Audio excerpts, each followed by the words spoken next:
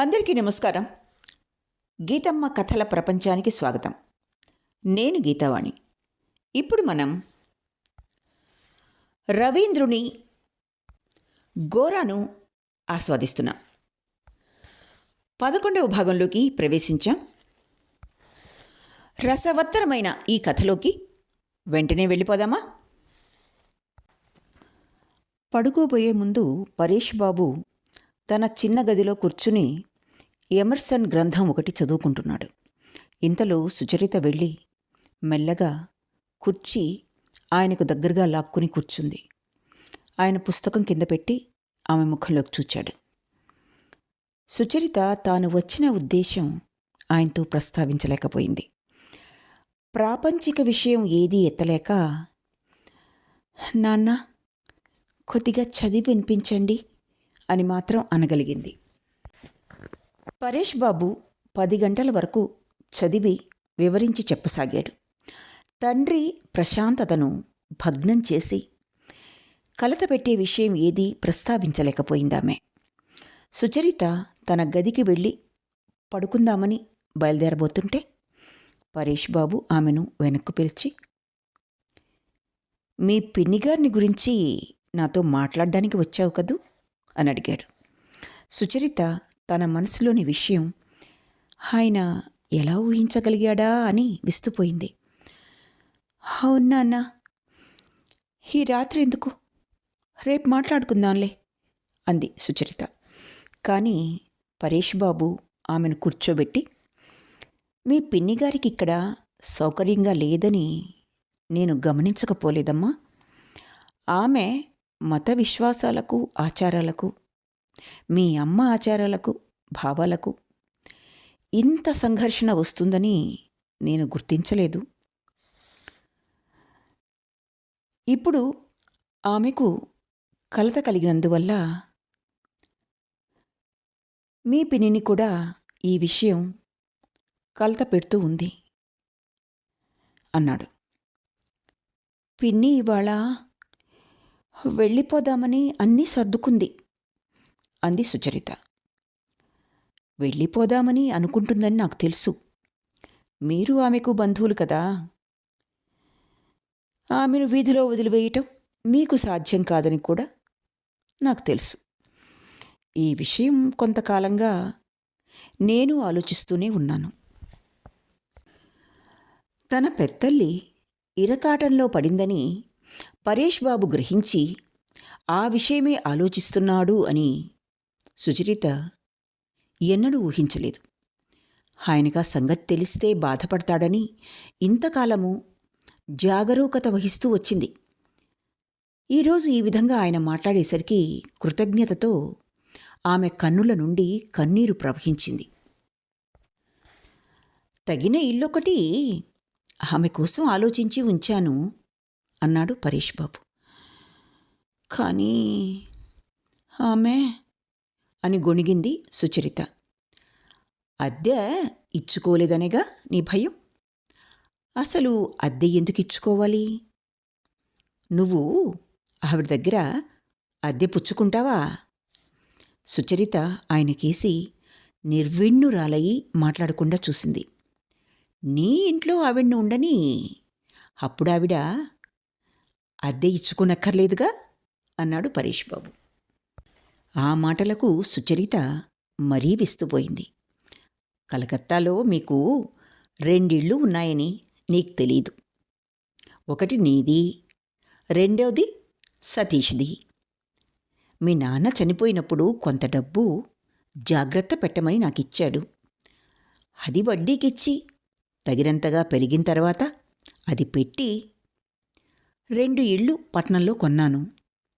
ఇన్ని సంవత్సరాలు వాటి మీద అద్దె వస్తూ ఉంది. ఆ డబ్బును జాగ్రత్త పెట్టాను. ఆ ఇంట్లో అద్దెకు ఉన్నాయన కొద్ది కాలం క్రితమే ఇల్లు వదిలిపెట్టి వెళ్ళిపోయాడు. ఇప్పుడు ఖాళీగానే ఉంది. అక్కడ మీ పిన్నికి ఏ ఇబ్బందులు ఉండవు అని తెలియజేశాడు పరేష్ బాబు. కానీ అక్కడ ఆమె ఒంటరిగా ఉండగలదా? నువ్వు ఆమె చుట్టానివి. నువ్వుండగా ఆమె ఒంటరిగా ఎందుకుండాలి? ఇప్పుడు ఆ విషయం మాట్లాడదామనే వచ్చాను. పిన్ని ఇక్కడి నుంచి వెళ్ళిపోవాలని నిశ్చయించుకుంది. ఒంటరిగా ఎలా వెళ్ళనివ్వనా అని సందేహిస్తున్నాను. ఈ విషయమే మిమ్మల్ని అడిగి మీరు చెప్పినట్టు చేద్దామని అనుకుంటూ ఉన్నాను. మన ఇంటి పక్క సందు నీకు తెలుసుగా. అందులో 3వ ఇల్లే నీది. మన వరండాలో నిలబడితే కనిపిస్తుంది. ఆ ఇంట్లో ఉంటే మమ్మల్ని వదిలి వెళ్ళావు అనిపించదు. ఈ ఇంట్లో ఉన్నప్పట్లాగానే తరచూ కనిపిస్తూ ఉంటాం అన్నాడు పరేష్ బాబు. సుచరితకు మనస్సు నుంచి మహాభారం దింపినట్లనిపించింది. పరేష్ బాబును వదిలి ఉండడం ఆమె భరించలేదు. కానీ కర్తవ్యతా ధర్మం మూలంగా ఆయన్ను త్వరలోనే వదిలి వెళ్ళక తప్పదని భావించింది. మాటల కందని ఆనందంతో సుచరిత పరేష్ బాబు ప్రక్కన కూర్చుండిపోయింది. ఆయన కూడా ఆలోచనలో మునిగిపోయాడు. సుచరిత ఆయన శిష్యురాలు, కూతురు, మిత్రమా. ఆమె ఆయన జీవితంలో ఒక భాగం అయిపోయింది. సుచరిత దగ్గర లేనిదే ఆయన భగవదారాధన కూడా అసంపూర్ణం. తను ధ్యానం చేస్తుంటే సుచరిత వచ్చి పాల్గొన్న రోజున తన భక్తి శ్రద్ధలు సార్థకమయ్యాయని,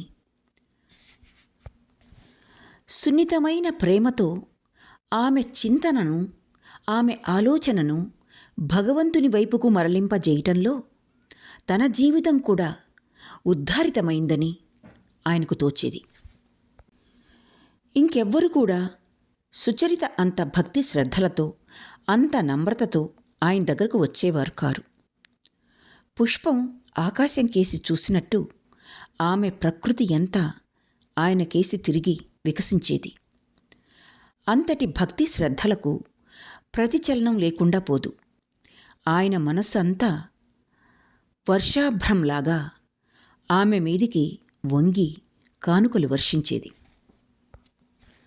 స్వీకరించడానికి సంసిద్ధంగా ఉన్నవారికి ఉత్తమమైనది, యథార్థమైనది ప్రసాదించడానికి నిత్యము అవకాశం కలగడం కంటే వేరే అద్భుతమేముంది? అటువంటి అవకాశాన్ని సుచరిత పరేష్ బాబుకు ఇచ్చింది. అందుకే వారి సంబంధం అంత ప్రగాఢమైంది. ఇకపై బాహ్య సంబంధాలను తెంచివేసుకునే తరుణం వచ్చింది.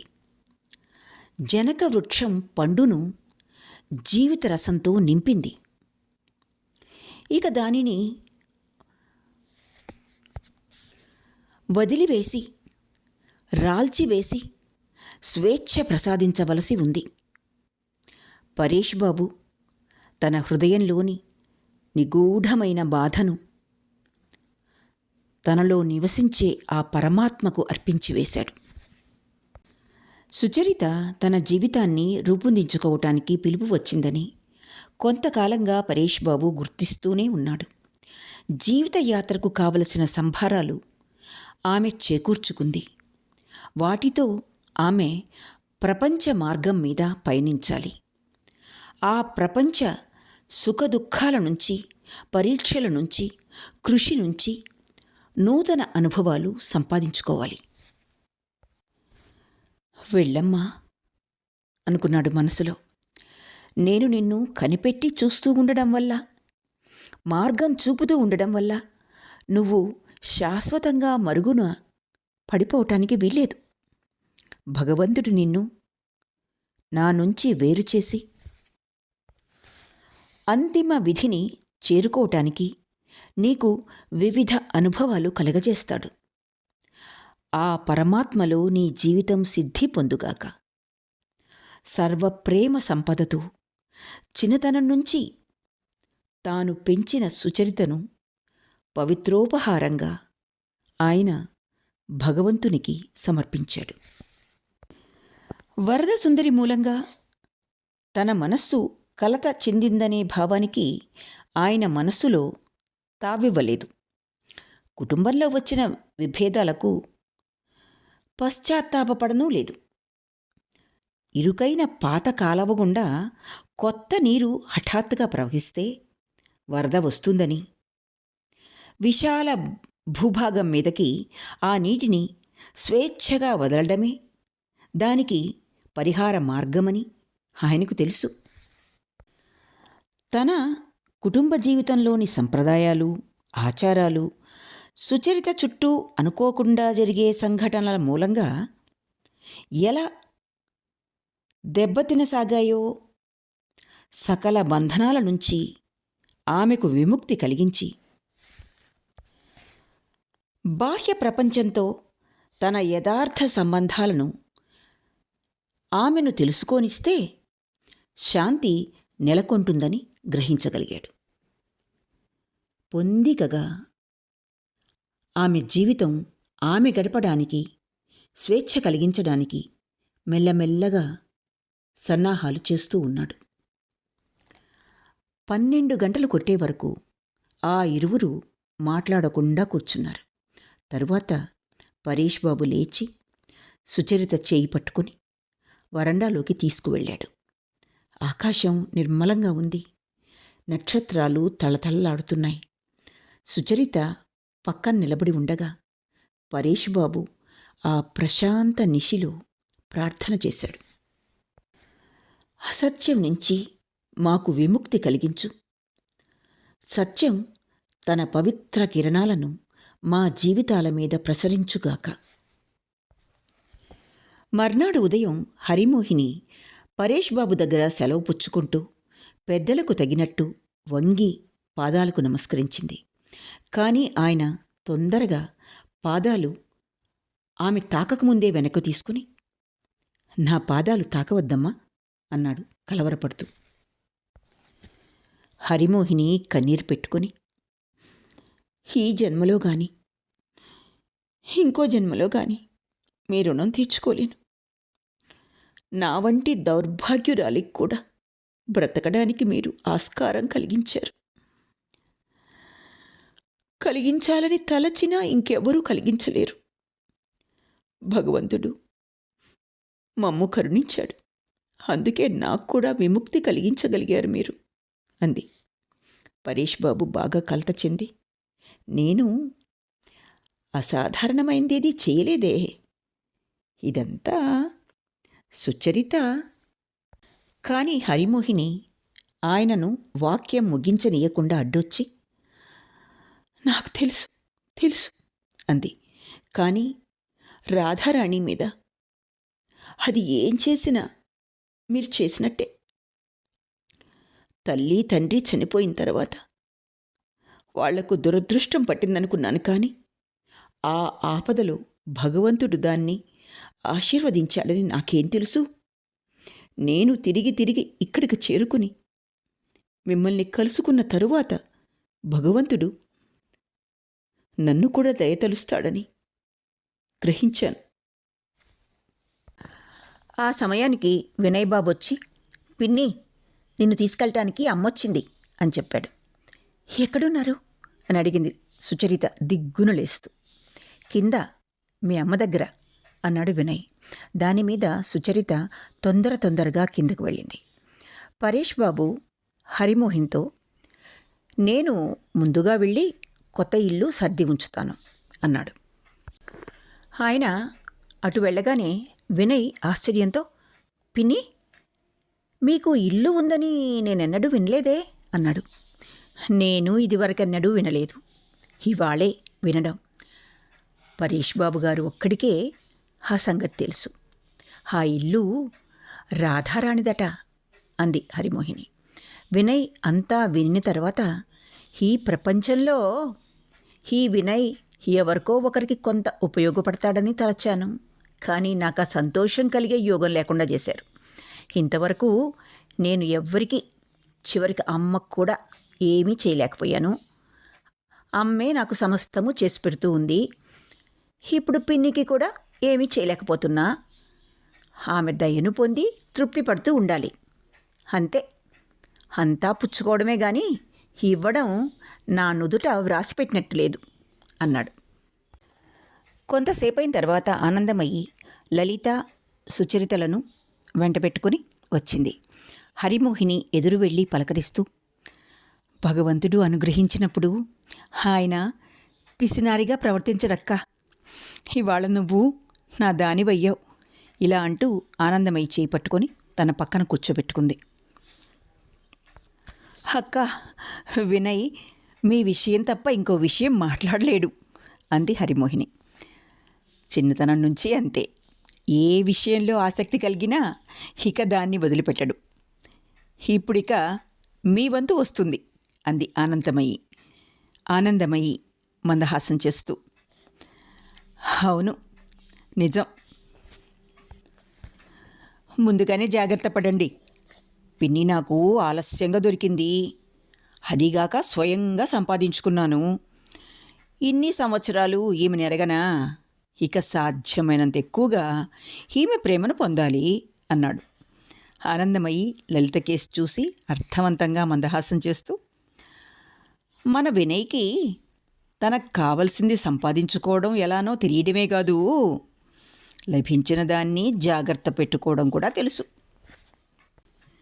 మిమ్మల్ని అందరినీ కల్లో కూడా లభించని మహాసంపదలాగా భావిస్తున్నాడని నాకు తెలీదు. మీ అందరితో అతడికి పరిచయం కలిగినందుకు నేనెంతో సంతోషిస్తున్నాను. ఆ పరిచయంతో అతడు వేరే మనిషి అయిపోయాడు. ఆ సంగతి అతడికి తెలుసు అంది ఆనందమయ్యి. లలిత దీనికి జవాబుగా ఏదైనా చెప్పాలని యత్నించింది కానీ మాటలు తోచలేదు, కంగారు పడింది. సుచరిత సమయానికి అందుకొని, వినయ్ బాబు ప్రతి వాళ్లలోనూ మంచిని చూడగలరు, అందుకనే స్నేహితుల మంచిని పొందుతున్నారు. అదంతా కూడా ఆయన యోగ్యతే అన్నది. అమ్మా అంటూ అడ్డు వచ్చాడు వినయ్. ఈ పొగడ్తలకి వినయ్ తగినవాడని ప్రపంచమేం భావించదు.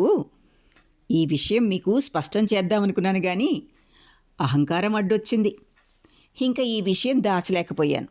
సరే, ఇక ఈ విషయం ఎందుకులే అన్నాడు. ఇంతలో సతీష్ కొత్తగా సంపాదించిన కుక్క పిల్లని తీసుకుని చక్కా వచ్చాడు. అతని చేతిలోది కంటపడగానే హరిమోహిని ఆశ్చర్యంతో వెనకడుగు వేసి, సతీష్, ఆ కుక్క పిల్లని తీసుకువెళ్ళిపో, మా బంగారు కొండవు కదూ అని బ్రతిమాలుకుంది. ఇది నిన్నేం చెయ్యదు పిన్ని, నీ గదిలోకి కూడా అడుగు పెట్టదు. కాస్త దువ్వితే చాలు పిల్లిలాగా పడుంటుంది అన్నాడు సతీష్. తాకరాని ఆ కుక్కపిల్ల నుంచి హరిమోహిని ఇంకా దూరం జరిగింది. బాబు, మంచివాడవు గాని తీసుకువెళ్దు అని తిరిగి బతిమాలుకుంది. ఆనందమయ్యి సతీష్ని కుక్కపిల్లతో సహా తన దగ్గరికి తీసుకుని ఆ కుక్కపిల్లని ఒళ్ళో పెట్టుకొని అన్నది, ఇంతకీ నువ్వేనా సతీష్? మా వినయ్కి దోస్తువు కదూ? వినయ్కి మిత్రుడనిపించుకోవటంలో తప్పేమీ లేదని భావించి సతీష్ అవును అన్నాడు, ఏమాత్రం సంకోచించకుండా. తరువాత ఆనందమయ్య కేసు తేరిపార చూస్తూ నిలబడేసరికి హరిమోహిని ఆమె వినయ్ వాళ్ళమ్మ అని చెప్పింది. సుచరిత సతీష్ను చీవాట్లు పెడుతూ, వాగుడుకాయ, అమ్మకి సాష్టాంగపడు అంది. దానిమీద సతీష్ సిగ్గుపడి నమస్కరించడానికి యత్నించాడు. ఇంతలో వరదసుందరి అక్కడికొచ్చింది. హరిమోహిని ఉనికిని ఏమాత్రం గమనించకుండా ఆనందమయ్యని ఏమైనా ఫలహారాలు తీసుకురానా అని అడిగింది. ఇది తినవచ్చా తినకూడదా అనే సంశయాలు నాకైతే లేవు, కానీ ఇప్పుడేమీ తీసుకోను. గోరా తిరిగి వచ్చిన తర్వాత మీ ఆతిథ్యం స్వీకరిస్తాం అంది ఆనందమయ్యి. గోరా పరోక్షంలో అతని భావాలకు వ్యతిరేకమైన పనులేవీ చేయటానికి ఆమెకిష్టం లేదు. తరువాత వరదసుందరి వినయ్ కేసు చూసి, ఓ వినయ్ బాబు, మీరు ఇక్కడే ఉన్నారా? మీరు వచ్చినట్టే నాకు తెలీదు అంది. నేనిక్కడ ఉన్నానని చెప్పి పగ తీర్చుకుందాం అనుకుంటున్నాను అని జవాబు చెప్పాడు వినయ్. నిన్న ఆహ్వానించినా మీరు తప్పించుకున్నారు. ఆ ఆహ్వానం లేకుండానే ఇవాళ మాతో పాటు భోజనం చేయడానికి రాకూడదా అంది వరదసుందరి. ఓ అంతకంటేనా? జీతం కంటే పై సంపాదనే ఆహ్లాదం కలిగిస్తుంది అన్నాడు వినయ్. ఈ సంభాషణ విని హరిమోహిని ఆశ్చర్యపోయింది. వినయ్కి ఈ ఇంట్లో భోజనం చేయడం అలవాటేనని ఇప్పుడు స్పష్టమైంది. దానికి మించి ఆనందమయి కూడా వర్ణ విచక్షణ పాటిస్తున్నట్టు లేదు. ఇదంతా ఆమెకేం తృప్తికరంగా లేదు. వరదసుందరి వెళ్ళిపోయిన తర్వాత సాహసించి, అక్కా, మీ భర్త? నా భర్తగారు హైందవ ఆచారాలు ఖచ్చితంగా పాటిస్తారు అని ఆనందమయి జవాబు చెప్పింది. హరిమోహిని సందిగ్ధావస్థలో పడి దాన్ని స్పష్టంగా వ్యక్తీకరించడంతో ఆనందమయి, చెల్లి, ప్రపంచంలోకెల్లా సంఘమే ముఖ్యమైందని తలచినంతకాలం నేను దాని నియమాలు పాటిస్తూ వచ్చాను. కానీ ఒకనాడు నాకు భగవంతుడు సాక్షాత్కరించిన విధం చూస్తే నేను సంఘాన్ని పాటించడం ఆయనకిష్టం లేదని నాకు తోచింది. నా కులాన్ని ఆయనే తీసిపారేసినప్పుడు ఇక నన్ను గురించి ఇతరులు ఏమనుకుంటారో అనే భయమే పోయింది అని వివరించి చెప్పింది ఆనందమయి. మరి మీ భర్తగారు అని అడిగింది హరిమోహిని. ఆనందమయి వివరణ ఆమెకు బోధపడక, ఇదంతా నా భర్తగారికి ఇష్టం లేదు. మీ బిడ్డలు? వాళ్ళకి ఇష్టం లేదు. భర్తని పిల్లల్ని సంతృప్తిపరచడానికేనా భగవంతుడు నన్ను పుట్టించింది? చెల్లి, ఈ విషయం ఇతరులకి వివరించి చెప్పవలసింది కాదు, చెప్పగలిగింది కాదు. సమస్తము ఎరిగిన ఆయన ఒక్కడే అర్థం చేసుకోగలడు అని ఆనందమయి చేతులు జోడించి భగవంతునికి ప్రార్థించింది, నమస్కరించింది.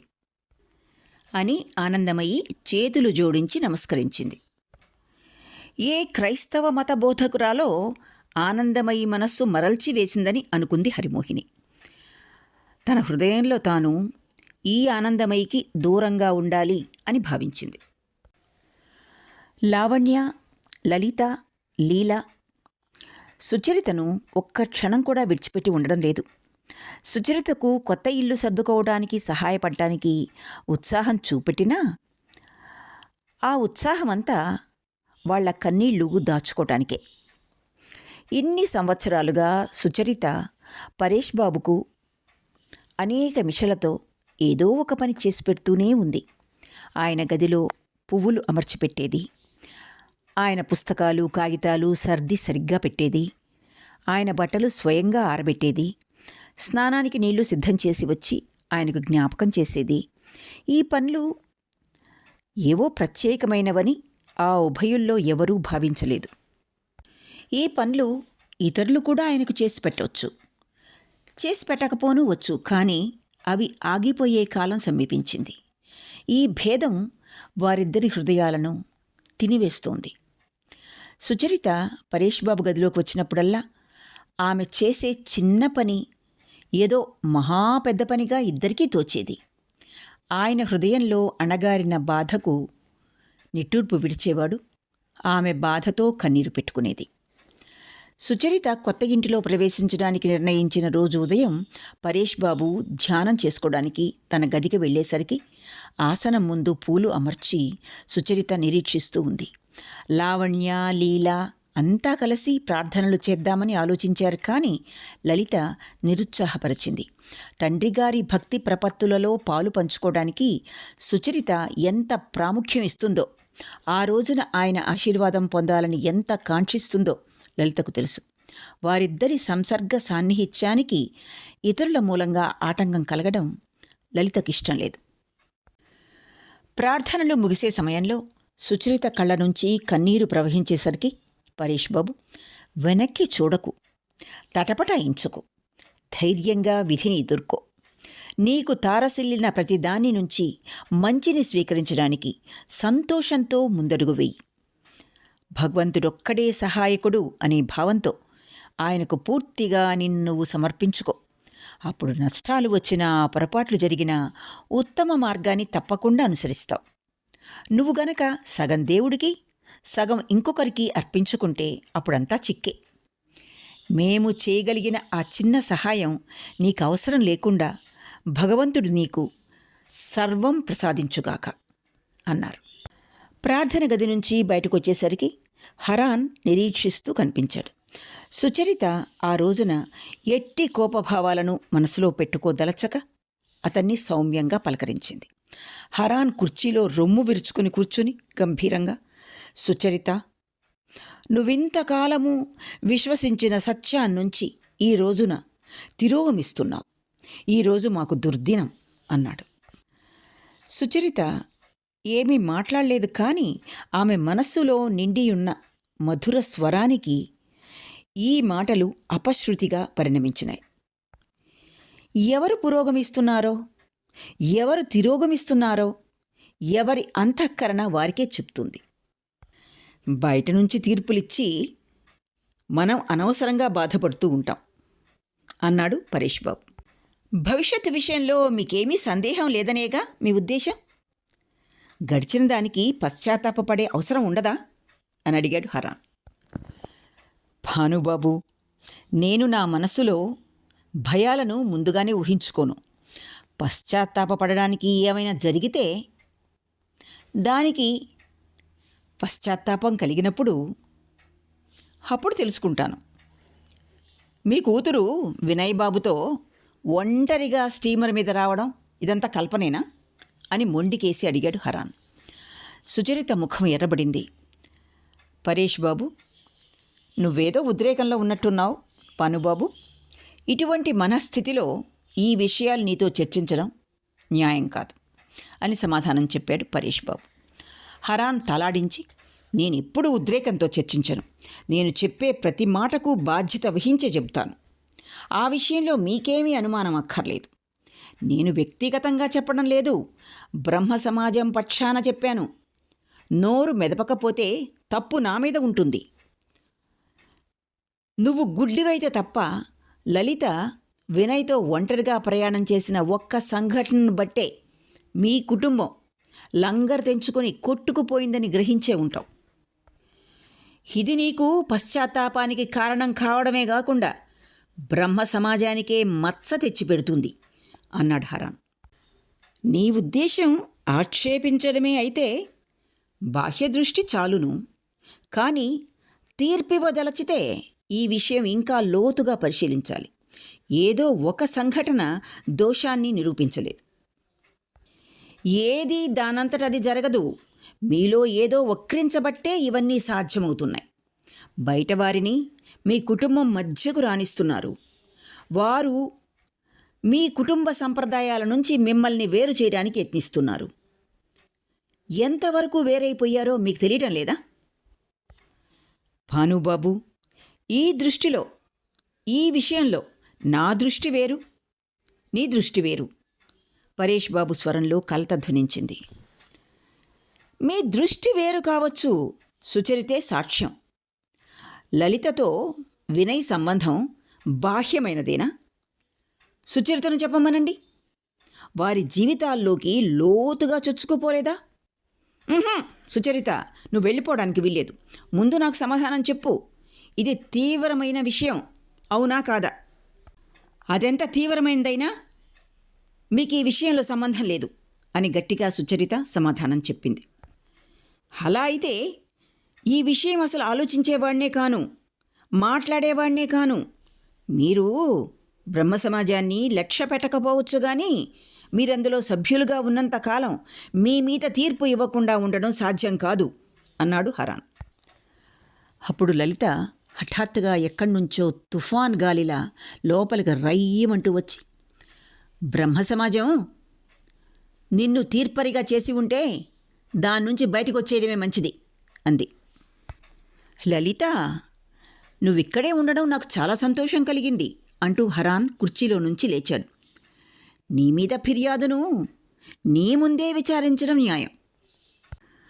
సుచరితకు ఈసారి నిజంగానే కోపం వచ్చింది. కళ్ళు చింత నిప్పుల్లా అయిపోయినాయి. కావలిస్తే మీ ఇంట్లో విచారించుకోండి. ఇంటికి వచ్చి ఇంటివారిని అవమానించడానికి మీ అంతటా మీరు వేసుకున్న హక్కును మేం తలవంచాం. లలిత, వెళ్దాంరా అంది. కానీ లలిత కాలు కదపలేదు. అక్క, నేను పారిపోను. పానుబాబు చెప్పదలిచిందంతా వినటానికి సిద్ధంగా ఉన్నాను. ఏడు చెప్తున్నారు, చెప్పండి. హరాన్కి ఎలా మొదలు పెట్టాలో తోచలేదు. పరేష్ బాబు కలగజేసుకుని, లలిత, సుచరిత ఇవాళ మనల్ని వదిలి వెళ్ళిపోతున్నది. ఈ ఉదయం ఏ గొడవ పెట్టుకోవడానికి వీల్లేదు. పానుబాబు, మా తప్పులేమన్నా ఉన్నా ఈ సమయంలో మమ్మల్ని క్షమించండి అన్నాడు. హరాన్ నోరు మెదపలేకపోయాడు.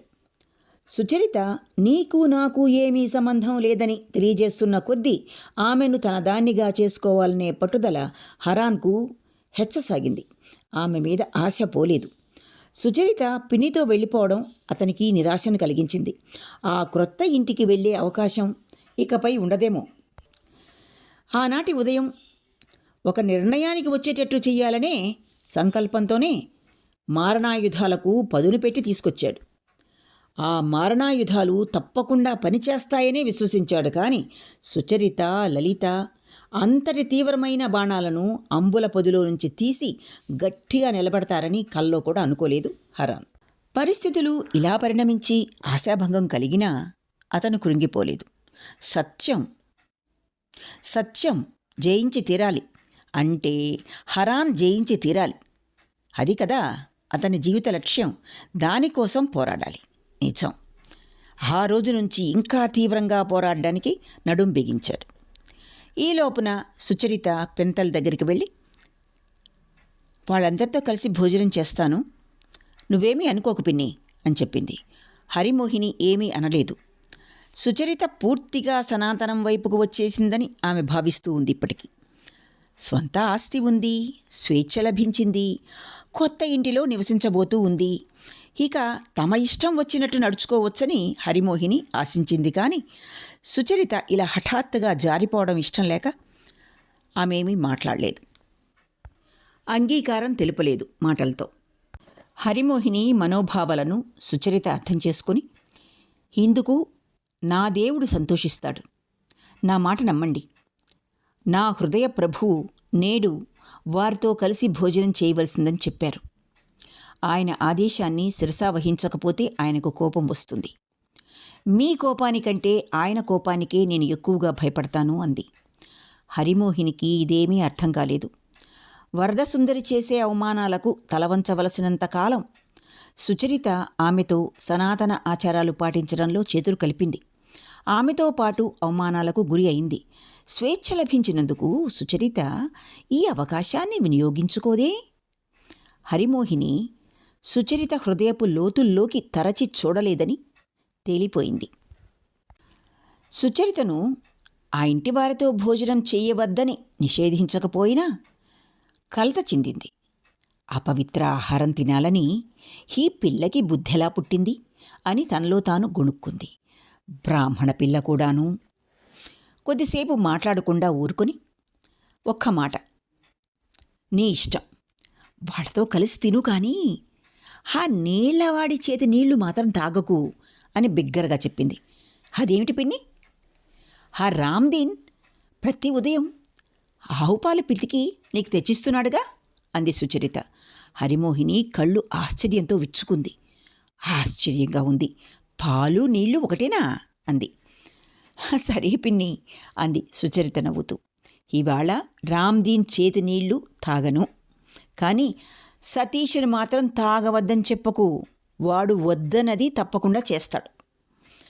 సతీషా, వాడి విషయం వేరు అంది హరిమోహిని. సనాతన ధర్మం విధించే నియమాలు ఉల్లంఘించడానికి, ఆ క్రమశిక్షణను ఉల్లంఘించడానికి మగవాళ్లకైతే హక్కుంది కదా. హరాన్ పోరాట మార్గం అనుసరించాడు. లలిత వినయ్తో స్టీమర్ మీద ప్రయాణం చేసి 2 వారాలు గడిచాయి. కొద్దిమంది ఈ విషయం విన్నారు. వినడానికి ఇంకా కొందరు వస్తున్నారు. 2 రోజుల్లో ఈ సంగతి దావానలంలా వ్యాపించింది. హరాన్ పుణ్యమా అని. బ్రహ్మ సమాజ కుటుంబ జీవిత వ్యవస్థను కాపాడడానికి వ్యక్తుల అక్రమ ప్రవర్తనను అరికట్టడం అత్యంత ఆవశ్యకమని హరాన్ చాలామందికి వివరించి చెప్పాడు. ఇదేం పెద్ద కష్టమైన పనేం కాదు. ఇతరుల అపరాధాలను తిరస్కరించి శిక్షించవలసి వచ్చినప్పుడు విద్యుక్త ధర్మాల ఆదేశాలను ఉత్సాహంతో శిరసావహించడం తేలికే కదా. బ్రహ్మ సమాజంలోని ప్రముఖుల్లో అధిక సంఖ్యాకులు ఈ బాధాకరమైన కర్తవ్య నిర్వహణలో హరాన్తో చేతులు కలపడానికి వెనుదీయలేదు. ఇటువంటి చర్యలను గనక క్షమిస్తే బ్రహ్మ సమాజానికి ఎంత ఉపద్రవం వచ్చి పడుతుందో తెలియజెప్పడానికి ఇంటింటికి రాకపోకలకయ్యే ఖర్చులన్నీ భరిస్తూ ఈ సమాజ మూలపురుషులు సందేహించలేదు.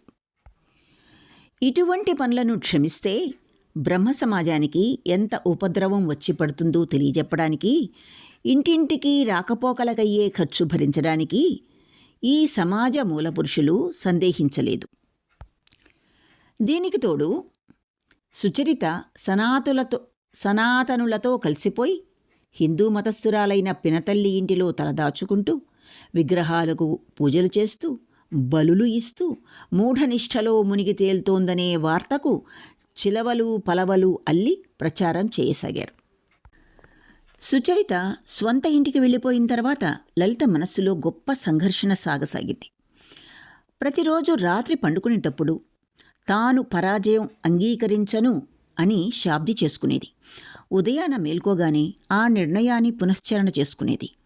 వినయ్ను గురించిన ఆలోచనే ఆమె మనస్సును పూర్తిగా స్వాధీనం చేసుకుంది. క్రింద గదిలో నుంచి అతని గొంతు వినిపిస్తే చాలు ఆమె హృదయం టక్కటకా కొట్టుకునేది. 2-3 రోజులు అతను గనక రాకపోతే తన అతిశయంపై పెద్ద దెబ్బ తగిలినట్లుగా మహాబాధపడేది. అటువంటప్పుడు ఏదో ఒక మిషబెట్టి సతీష్ని అతని బస్సకు పంపేది. సతీష్ తిరిగి వచ్చిన తర్వాత వినయ్ అతనితో ఏమి చెప్పింది, ఏం చేసింది వివరంగా రాబట్టడానికి యత్నించేది. ఈ ఆవేశం అదుపులోకి రాకున్న కొద్దీ పరాభవం పొందుతానేమో అనే భయం ఆమెను పట్టుకుంది. వినయ్ ఘోరాలతో తాను చనువుగా మెలగడం ఆగిపోయేటట్టు చేయలేదని తండ్రి మీద కూడా మధ్య మధ్య కోపగించుకునేది. ఏమైనా సరే చివరి వరకు పోరాడాలనే నిశ్చయించుకుంది. పరాజయం అంగీకరించడం కంటే చావే మంచిదని భావించింది. కాలం గడపడానికి రకరకాల మార్గాలు ఊహించసాగింది. కొందరు పాశ్చాత్య మహిళల్లాగా పరోపకారానికి జీవితం ధారపోయాలని కూడా ఆలోచించింది. ఒకనాడు పరేష్ బాబు దగ్గరికెళ్ళి, నాన్న, ఏ ఆడపిల్లల బళ్ళోనైనా నేను పాఠాలు చెప్పడానికి వీలవుతుందేమో అంది. పరేష్ బాబు కూతురు ముఖంలోకి చూసి హృదయ దక్షు నుంచి రక్షించవలసిందిగా బ్రతిమాలుతున్నట్టు ఆమె కండ్లు ఉండడం కనిపెట్టాడు. ఓదార్పుగా, ఎందుకు వీలు కాదు? తగిన బడి ఉందా అన్నాడు. ఆడపిల్లలకు 1-2 కంటే ఎక్కువ ప్రాథమిక పాఠశాలలు లేవు. గొప్ప ఇంటి స్త్రీలు పాఠాలు చెప్పడానికి పూనుకోవటం లేదు.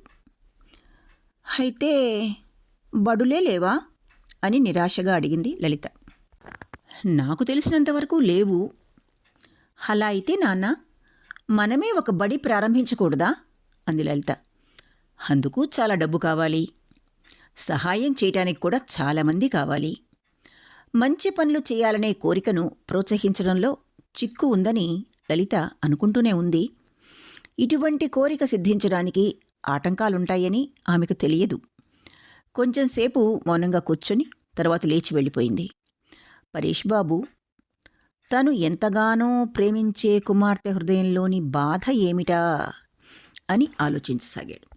ఆ క్రిందటి రోజున హరాన్ వినయ్ విషయమై చేసిన సూచన జ్ఞాపకం వచ్చి పరేష్ బాబు నిట్టూర్చి తనలో తాను, నేను తెలివి తక్కువగా ప్రవర్తిస్తున్నానా అని అనుకున్నాడు. ఇతర కుమార్తెల విషయమైతే ఇంత బాధపడనక్కర్లేదు గాని లలితకు జీవితం చాలా వాస్తవమైంది. ఆమె సగం పనులు చెయ్యదు. ఆమె సుఖ దుఃఖాలు పూర్తిగా వాస్తవమైనవి, ఊహాకల్పితాలు కావు. ఆనాటి మధ్యాహ్నం లలిత సుచరిత ఇంటికి వెళ్ళింది. ఆ ఇంటిలో సామాను కొద్దిగానే ఉంది. పెద్ద గదిలో దేశవాళీ జంపఖాన నేలమీద పర్చుంది. దానికి ఒకవైపున సుచరిత పక్క, రెండో వైపున హరిమోహినికి పక్క. హరిమోహిని మంచం మీద పడుకోదు.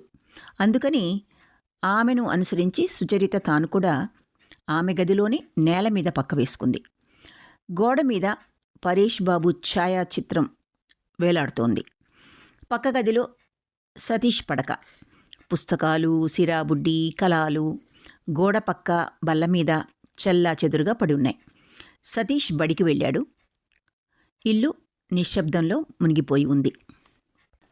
హరిమోహిని భోజనం చేసి నిద్రపోయే సన్నాహంలో ఉంది. సుచరిత తన పక్క మీద కూర్చొని ఒడిలోని తలగడ మీది పుస్తకం చదవటంలో పూర్తిగా నిమగ్నమై ఉంది. విరబోసిన జుట్టు భుజాల మీద పడుతూ ఉంది.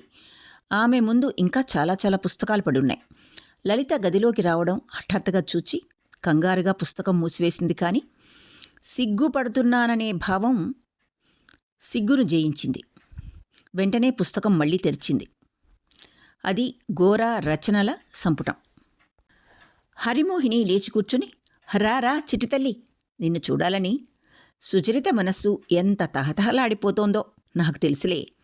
విచారంగా ఉన్నప్పుడు ఆ పుస్తకాలు చదువుతుంది. ఇక్కడ పడుకొని మీరెవరైనా వస్తే బాగుండును అనుకున్నాను.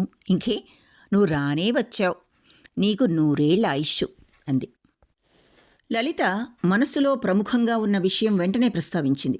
కూర్చోగానే, సుచి అక్క, మన ఇరుగు పొరుగు ఆడపిల్లల కోసం బడి ఒకటి తెరిస్తే బాగుండదు అని అడిగింది. అరే అరే అంది హరిమోహిని నిర్ఘాంతపోయి. బడిలో నువ్వేం చేస్తావు? ఎలా ప్రారంభించగలుగుతాం? మనకు ఎవరు సహాయం చేస్తారు? నాన్నతో ఈ విషయం మాట్లాడావా అని అడిగింది సుచరిత. మనిద్దరం పాఠాలు చెప్దాం, బహుశా లావణ్య కూడా మనతో కలవచ్చు అని వివరించింది లలిత. పాఠాలు చెప్పడం ఒకటే సమస్య కాదు. బడి నడవడానికి నియమాలు నిబంధనలు ఉండాలి. తగిన ఇల్లు దొరకాలి. పిల్లల్ని పోగు చేయాలి. డబ్బు సేకరించాలి. మన బోటి ఆడపిల్లలం ఏం చేయగలం అంది సుచరిత. అక్కా, అలా కాదు. మనం ఆడపిల్లలమై పుట్టాం గనక 4 గోడల మధ్య కుమిలిపోవలసిందేనా? ఈ ప్రపంచానికేం ఉపయోగపడమా అంది లలిత. ఈ మాటల్లోని బాధకు సుచరిత హృదయం ప్రతిచలించింది. ఈ విషయం మనసులో తీవ్రంగా ఆలోచించసాగింది. చుట్టుపక్కల బోల్డు మంది ఆడపిల్లలున్నారు. జీతం పుచ్చుకోకుండా చదువు చెప్తామంటే వాళ్ళ తల్లిదండ్రులు సంతోషించి పంపుతారు. మొదట్లో వచ్చేది కొద్దిమందే కాబట్టి ఈ ఇంట్లోనే బడి ప్రారంభించొచ్చు. డబ్బు సమస్య చిక్కున పడదు. చుట్టుపక్కల కొత్త పిల్లలంతా చదువుకునేందుకు తన ఇంటి మీదకి వచ్చి పడతారని హరిమోహిని హడలిపోయింది. మైల పడకుండా శాస్త్రాలలో విధించినట్టు మత విధులను నిర్వర్తించడానికి, నడవడిని రూపొందించుకోవడానికి ఆమె తన శక్తినంతా కేంద్రీకరిస్తోంది. ఏకాంతవాసానికి భంగం కలుగుతుందనే భయంతో బడి పెట్టడానికి అసమ్మతి తెలపడానికి సిద్ధమైంది. సుచరిత, పిన్ని, నువ్వేం భయపడనక్కర్లేదు. చదువుకోవడానికి పిల్లలు దొరికితే క్రింద భాగంలోనే బడి పెడతాం. పైకి వచ్చి నిన్ను వేధించనీయం. లలిత, పిల్లలు దొరికితే నీతో కలిసి పనిచేయడానికి నేను సిద్ధంగా ఉన్నా అంది. ప్రయత్నించి చూడటంలో నష్టమేముంది అంది లలిత. హరిమోహిని మెల్లగా గొణగడం మానలేదు. క్రైస్తవుల్లా చెయ్యాలని మీకు కోరిక ఎందుకు కలిగింది? హిందూ స్త్రీలు బడి పాఠాలు చెప్పడం నా జీవితంలో ఎన్నడూ వినలేదు. పరేష్ బాబు మిద్దె మీద నుంచి ఆ ఇంటి బాలికలు చుట్టుపట్ల మిద్దెల మీది బాలికలతో సంభాషిస్తూ ఉండేవాళ్ళు. వారి సాన్నిహిత్యానికి ఒక ఆటంకం ఏర్పడింది. పరేష్ బాబు కుమార్తెలకు అంత వయసు వచ్చినా ఇంకా ఎందుకు వివాహం కాలేదు అనే విషయం ఇతరులు ప్రశ్నించడానికి వెనుకాడకపోవటమే ఇందుకు కారణం. అందుకనే లలిత మిద్దె మీద నుంచి మాట్లాడడం మానుకున్నది. చుట్టుపట్ల వారి కుటుంబ విషయాలు తెలుసుకోవాలనే కుతూహలం కొద్దీ లావణ్య ఉత్సాహంగా ఇరుగు పొరుగు బాలికలతో మాట్లాడుతూ ఉండేది. మధ్యాహ్నం పూట మిద్దె మీదకు వెళ్ళి తలదువ్వుకుంటూ ఇరుగు పొరుగు బాలికలతో సంభాషించేది. వార్తలు ఆ నోట ఈ నోట వ్యాపించేవి.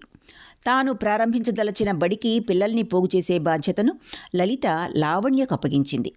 మిద్దెల మీద నుంచి ఈ విషయం ప్రకటించగానే చాలామంది బాలికలు ఉత్సాహం చూపారు. లలిత సుచరిత ఇంటి కింది భాగంలో ఒక గది సిద్ధం చేసింది. ఊడ్చి అలంకరించడంలో నిమగ్నురాలయ్యింది. కానీ పిల్లలు ఎవ్వరూ రాలేదు. చదువు మిషతో బ్రహ్మ సమాజస్థుల ఇంటికి తమ పిల్లల్ని మోసగించి తీసుకువెళ్ళటానికి ఇదంతా యత్నమని చుట్టుపక్కల కుటుంబ యజమానులు మండిపడ్డారు. పరేష్ బాబు పిల్లలతో మాట్లాడవద్దని నిషేధించడం తమ కర్తవ్యంగా ఎంచారు. దానితో మిద్దెల మీద నుంచి సంభాషణలు ఆగిపోయాయి. ఇరుగు పొరుగు పిల్లలు తమ బ్రహ్మ సమాజ స్నేహితురాళ్లను గురించి చెడు వినవలసి వచ్చింది. పాపం లావణ్య సాయంకాలం పూట దువ్వెన చేతపట్టుకుని మిద్ది మీదకు వెళ్తే పిల్లలకు బదులు పెద్దవాళ్ళు ప్రత్యక్షమయ్యేవాళ్ళు. కానీ లలిత ఇంతటితో ఆగలేదు. బీద బ్రహ్మ సమాజ బాలికలు చాలామంది ఉన్నారు. వాళ్ళకి బెథూన్ బడికి వెళ్ళే స్తోమత లేదు. వాళ్ళకి చదువు చెప్తే మహోపకారం చేసిన వాళ్ళమవుతాం అంది. అటువంటి పిల్లల్ని వెతకడానికి తాను పూనుకోవడమే కాకుండా సుధీర్ను కూడా అందుకు సాయపడవలసిందని అడిగింది. పరేష్ బాబు కుమార్తెల ప్రావీణ్యం గురించి నలువేపులా పాకింది. నిజం కంటే పుకార్లే ఎక్కువయ్యాయి. జీతం పుచ్చుకోకుండా చదువు చెబుతారు అనేసరికి పిల్లల తల్లిదండ్రులు సంతోషించారు. కొద్ది రోజుల్లో లలిత 6 విద్యార్థులతో బడి ప్రారంభించింది. బడి ఏర్పాట్లు, నిబంధనలను గురించి పరేష్ బాబుతో చర్చించడంలో నిమగ్నమై స్వంత విషయాలకు ఒక్క క్షణం కూడా వినియోగించలేకపోయింది. సంవత్సరాంతాన పరీక్షలైపోయిన తర్వాత ఏ బహుమతులు ఇవ్వాలని, ఎవరి చేత పరీక్ష చేయించాలని లావణ్యతో తీవ్రంగా చర్చించసాగింది. లావణ్య హరాన్లకు ప్రేమ నశించలేదు గాని హరాన్ బాబు చదువుకున్నవాడనే పెద్ద పేరుకు లావణ్య వ్యామోహితురాలయ్యి పాఠాలు చెప్పో పరీక్షించో సహాయపడితే బడికి ప్రతిష్ట ఎక్కువ అవుతుందని అభిప్రాయపడింది. కానీ లలిత లావణ్య మాటను చెవిని పెట్టలేదు. తాము నిర్వహిస్తున్న ఈ సత్కార్యంలో హరాన్ జోక్యం చేసుకోవడం లలిత భరించలేదు. బడి ప్రారంభమైన కొద్ది రోజులకే విద్యార్థినులు ఒక్కొక్కరు మానుకున్నారు. చివరికి విద్యార్థినులే లేని స్థితి వచ్చింది. నిశ్శబ్దంగా ఉన్న బడిగదిలో కూర్చొని కాస్త అలికిడి చాలు ఏ విద్యార్థిని అయినా వస్తున్నదేమోనని లలిత ఆశించింది. కానీ ఒక్కరూ రాలేదు. 2 గంటలయ్యేసరికి ఇందులో ఏదో కిటుకు ఉందని దగ్గరలో నివసించే ఒక విద్యార్థిని ఇంటికి వెళ్ళింది. అక్కడ ఆ బాలిక కన్నీళ్లు పెట్టుకొని కూర్చుని ఉంది. అమ్మ వెళ్ళవద్దంది అని చెప్పింది ఆ బాలిక. ఇక ఇల్లంతా తలకిందులైపోయింది అంది ఆ బాలిక తల్లి. ఎందుకు తలకిందులయ్యిందో చెప్పకుండా. లలిత మనస్సు చాలా సున్నితమైంది. ఇష్టం లేని వాళ్ళని బలవంతం చేయడం కానీ, కారణం అడగడం కానీ ఆమె గిట్టదు. వీళ్ళేకపోతే పోనిండి, గొడవెందుకు అని మాత్రం అంది. ఇంకో ఇంటికి వెళితే అక్కడ ఇంకో కారణం చెప్పారు. సుచరిత సనాతన మతం పుచ్చుకుంది, కుల విచక్షణ పాటిస్తూ ఉంది, విగ్రహారాధన చేస్తుంది అన్నారు. అలా అయితే మా ఇంట్లోనే బడి పెడతాం అంది లలిత. కానీ అంతటితో వారి అభ్యంతరాలు తీరలేదు. దీనంతటికీ వెనక ఏదో ఉందని లలితకు నమ్మకం కుదిరింది. ఇంకెవరి ఇంటికి వెళ్లకుండా తిన్నగా ఇంటికి వెళ్ళి సుధీర్కి కబురు పెట్టింది. అతను రాగానే, సుధీర్ ఏం జరిగిందో చెప్పు అని అడిగింది. పానుబాబు మీ బడి మీద కత్తులు కటార్లు నూరుతున్నాడు అని సమాధానం చెప్పాడు సుధీర్. ఎందుకు? పిన్ని ఇంట్లో విగ్రహారాధన జరుగుతోందనే? అదొక్కటే కాదు అంటూ ప్రారంభించి సుధీర్ ఆగిపోయాడు. అయితే మరింకేమిటి చెప్పరాదా అంది లలిత సహనం కోల్పోయి. హో అదా, పెద్ద గాథ అంటూ తప్పించుకోవాలని చూశాడు సుధీర్. నా లోపాలకు సంబంధించిందా? సుధీర్ మాట్లాడలేదు. లలిత ముఖం కోపంతో కందగడ్డయింది. స్టీమర్ సంఘటనకు నాకు శిక్ష అన్నమాట. ఈ మన సమాజంలో అనాలోచితంగా జరిగిన దానికి పరిహరించుకునే మార్గమే లేదాయే? అదే నా ఉద్దేశం. మన సమాజంలోనే నేను మంచి పనేది చేయకుండా బహిష్కరిస్తారన్నమాట. నైతిక ఉద్ధరణకు, సమాజ ఉద్ధరణకు ఇదేనా మీరు అనుసరించే విధానం? సుధీర్ నేరారోపణ తగ్గిద్దామని, హబ్బే అదేం కాదు, వినయ్ అతని స్నేహితుడు ఈ బడిలో ప్రవేశిస్తారేమోనని వాళ్ళ భయం అన్నాడు. దీనితో లలితకు కోపం ఇంకా ఎక్కువైంది. భయం? అదే కనుక జరిగితే ఇంకా మన అదృష్టం చెప్పాలా? వాళ్లకు సమానమైన వాళ్ళు దొరుకుతారా అంది. అవును నిజమేననుకో అంటూ తడబడుతూ అన్నాడు సుధీర్. ఆమె ఉద్రేకం చూసి కంగారుపడి, కానీ వినయ్ బాబు ఆయన బ్రహ్మ సమాజస్తుడు కాదు, అందుకని బ్రహ్మ సమాజానికి ఆయన నిషేధమా? అటువంటి సమాజంలో ఉండడం గర్వకారణం అనుకోను నేను. బడిపిల్లలు మానుకోవడానికి అసలు కారణం ఊహించింది సుచరిత. మాట్లాడకుండా మేడ మీదకు వెళ్ళి రాబోయే పరీక్షలకు సతీష్కు చదువు చెప్పసాగింది. లలిత పైకి వెళ్ళి, ఏం జరిగిందో విన్నావా అంది సుచరితతో. నేనేమీ వినలేదు కానీ అంతా అర్థం చేసుకున్నాను అని సమాధానమిచ్చింది సుచరిత. ఇదంతా మనం భరించవలసిందేనా అని అడిగింది లలిత. సుచరిత లలిత చేయి పట్టుకొని, మాట్లాడకుండా భరిద్దాం. భరించడం సిగ్గుచేటు కాదు. నాన్నగారు ప్రశాంతంగా సర్వము భరించడం నువ్వు చూడలా అంది. కానీ సుచి అక్క, నోరు మెదపకుండా చెడును భరించడం దాన్ని ప్రోత్సహించడమే అవుతుంది. చెడును ఎదిరించి పోరాడవలసిందే. ఎలా పోరాడాలో చెప్పు అని అడిగింది సుచరిత. ఆ విషయం ఇంకా ఆలోచించలేదు. నేనేం చేయగలనో కూడా నాకు తెలీదు. మన బోటి బాలికల మీద ఇలా దొంగచాటుగా దాడి చేసేవాళ్ళు గొప్పవాళ్ళం అని భావిస్తున్నా నిజానికి వాళ్ళు ఒట్టి పిరికి పందలు. కానీ నేను వాళ్ళ చేతుల్లో పరాజయం పొందను, ఎన్నటికీ పొందను. పోరాటం ప్రారంభించామని వాళ్ళు మనల్ని ఎన్ని తిప్పలు పెట్టినా సరే ఇలా అంటూ కాలితో నేలను తన్నింది. సుచరిత సమాధానం చెప్పకుండా మెల్లగా లలిత చెయ్యి పట్టుకుంది. కొంతసేపు అయిన తర్వాత, లలిత, నాన్నగారి అభిప్రాయం ఏమిటో తెలుసుకుందాం అంది. ఇదిగో నాన్న దగ్గరికి వెళ్దాం అంది లలిత లేస్తూ. వారి ఇంటి గుమ్మంలోకి వెళ్ళేసరికి వినయ్ తల వంచుకొని లోపల నుంచి వస్తూ ఉన్నాడు. ఆమెను చూసి మాట్లాడదామా వద్దా అని తనలో తాను తర్కించుకున్నట్టు కొద్దిసేపు ఆగి మళ్ళా తమాయించుకొని కొద్దిగా ఆమె కేసి తల వంచి ఆమె మొహం కేసి చూడకుండా తొందరగా వెళ్ళిపోయాడు. హృదయంలో వెచ్చవెచ్చని బాణాలు గుచ్చుతున్నట్లు లలిత కనిపించింది. తొందరగా లోపలికి వెళ్ళి తల్లి గదికి చేరుకుంది. అక్కడ వరద సుందరి బల్ల ముందు కూర్చొని జమా ఖర్చుల పుస్తకం చూడటంలో నిమగ్నమై ఉన్నట్టు కనిపించింది. లలిత ముఖం చూసేసరికి వరద సుందరికి భయం వేసింది. వెంటనే తిరిగి పుస్తకం మీద దృష్టి బరిపింది. కుటుంబ సౌభాగ్యమంతా జమా ఖర్చులు సరిపెట్టడంలోనే ఉన్నదన్నట్లుగా పట్టుదలగా చూడసాగింది. లలిత కుర్చీ బల్ల దగ్గరికి లాక్కుని కూర్చుంది. కానీ వరద సుందరి తలపైకెత్తి చూడలేదు. చివరకు విసికి లలిత, అమ్మా అని పిలిచింది. ఒక్క నిమిషం ఆగు, కనిపించడంలే నేను అని తిరిగి పుస్తకం మీదకు ఇంకా బాగా వంగింది.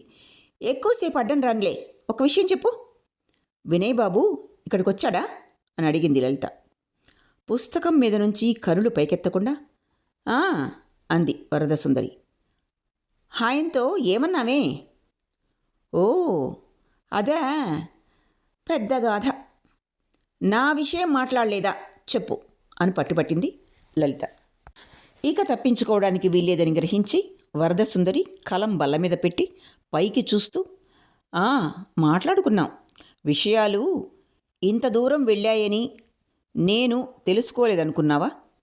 బ్రహ్మ సమాజస్థులు ప్రతి వాళ్ళు ఇవే మాట్లాడుకుంటున్నారు.